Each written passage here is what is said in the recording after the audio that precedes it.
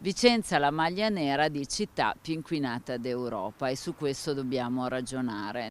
Vicenza città che soffoca. Evidentemente la cura fino ad oggi non ha funzionato e quando i risultati non arrivano vuol dire che bisogna cambiare. La soluzione finora è sempre stata principalmente quella di limitare il traffico, di spegnere i motori, chiedere sacrifici ai cittadini, fare le domeniche senza auto. Ma a che serve chiudere un centro storico e qualche quartiere quando poi nelle autostrade, sulle statali, nelle strade regionali e provinciali, oltre che in tangenziale, attorno alla città logicamente si continua a circolare? E soprattutto quanto le auto davvero incidono sulle polveri sottili? Si è lavorato senza basarsi su dati scientifici in modo ideologico e nella direzione sbagliata e che lo stato dell'aria a Vicenza e in generale nella pianura padana ne è l'evidente dimostrazione.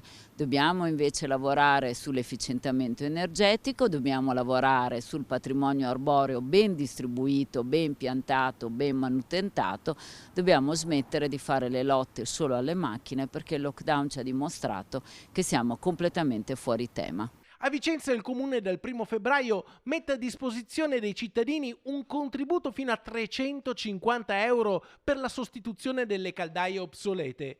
Questo è sicuramente un primo passo. È un piccolo inizio, devo dire che io ci vedo qualcosa di positivo, chiedo alla provincia però di intervenire come aveva fatto negli anni passati su questo tema e mi permetto però di far presente che il contributo del comune ha un forte limite di ISEE perché è accessibile ai cittadini soltanto con un ISEE fino a 30.000 euro. Ecco, io credo che una famiglia che ha questo limite di reddito faccia comunque fatica a cambiare non solo la caldaia ma tutto il sistema di riscaldamento di un edificio con un contributo di soli 350 euro. Bisogna fare molto di più.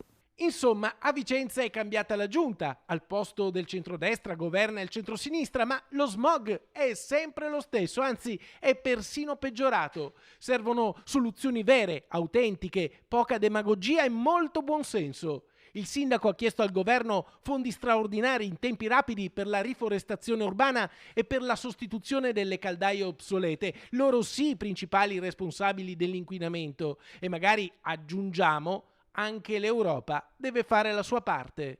Uno sforzo maggiore di andare oltre il tema del traffico delle macchine e pensare a delle infrastrutture vere che diano dei risultati, sicuramente non nel brevissimo termine, su questo non ci illudiamo, ma io sono convinta che con un intervento anche di denaro importante a favore dei cittadini, nel medio termine le cose possono cambiare.